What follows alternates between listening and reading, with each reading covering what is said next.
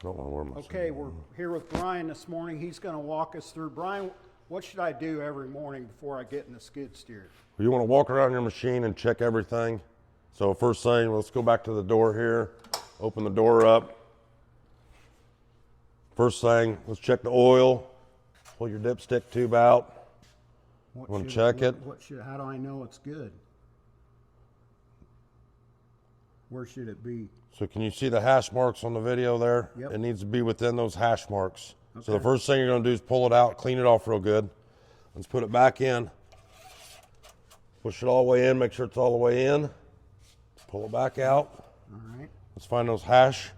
See how it's just right there at the edge of the hash marks pretty much. It's hard to see, it's so clean and new. I can see it. All right. So we're good with the oil. We'll look at their fuel separator. This is for your water and fuel separation. Make sure it's clean. It's going to get dirty. The water will look different in there. It'll be on the top, right? It'll be separated. You'll see the difference in between. Okay. What would if I had to put oil in it, where would I go? Right here. Twist this off. Typically, we probably aren't putting a lot of oil in these. Your foreman should have oil, or maintenance tech can help us out with that. Yep. And then what's this thing here? So this is going to air filter. This is going to collect your dust. So you can pinch this every morning. There's dirt, dust in How there. many times should I pinch it? Maybe Five or six times. Okay. Kind of knock on a little bit, knock some stuff loose, pinch it again. See how I'm getting stuff out of there? Yep. It's not going to hurt. If you're getting quite a bit out, probably best to take this off. Okay. Let's get this taken off. Let's pull it out. Sometimes you can just kind of knock it off, but there might be some stuff stuck in there. And this thing here, is that the master switch? It's a master switch that'll shut you off and on. Typically, day to day, you guys as operators won't be turning that off, generally speaking. Normally we do that when we leave for vacation This is the or battery. something. Do I want to kind of check that to make sure that no loose connections or anything, and Nope. just check to make sure the hoses, no hoses are leaking or chaffed or anything like that. So what about up here? Is that the radiator? This right here is your radiator. Where would I check the coolant?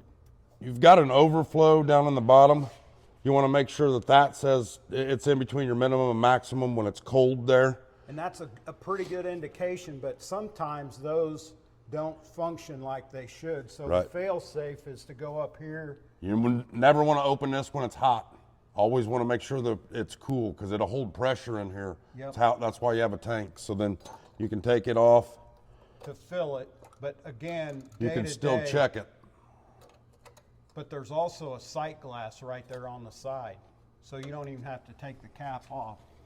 It's that you can little see it right bulb there. right there. It should be red in color. You should see fluid in there.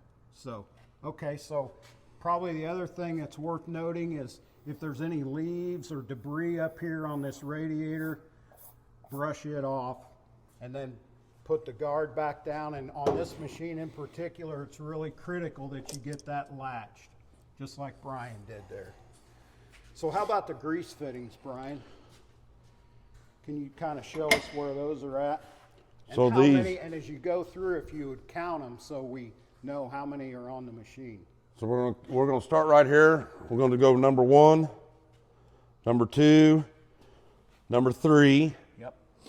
Then we'll come here and we'll go number 4. Okay. Then we'll go 5. Then we're going to jump down to the tracks here. Go 6, 7, 8, 9. You got 10 right here. Yep. See that one? Then we'll come up here. We've got 11. You've got 12, 13, and 14. Okay. That's just the one side of the machine. It's going to be the same on the other side. Okay. Now it's not that way on every. There could be more fittings or blocks on one side or the other. Is that right, Brian? So That is correct. There should be on some of these too. Once you remove this, there's some on the bottom side of the latching. yeah. So our other skid steers, this is a brand new model and this is redesigned up here. So we do not have those fittings there on this machine. but the other ones we do. And we've got 3 different styles of skid steers that have different locations. The 299s are different than the 279s. Right. So- 259s are different than those. So That's why it's really important for you guys to look on the machines. If it's the first time that you're using the machine, look for these QR codes. There'll be one in the cab and there'll be one at ground level, and you can just scan that QR code and it takes you to the video showing you all about the machine. So thanks, Brian. Great job. And we'll move on to the next one.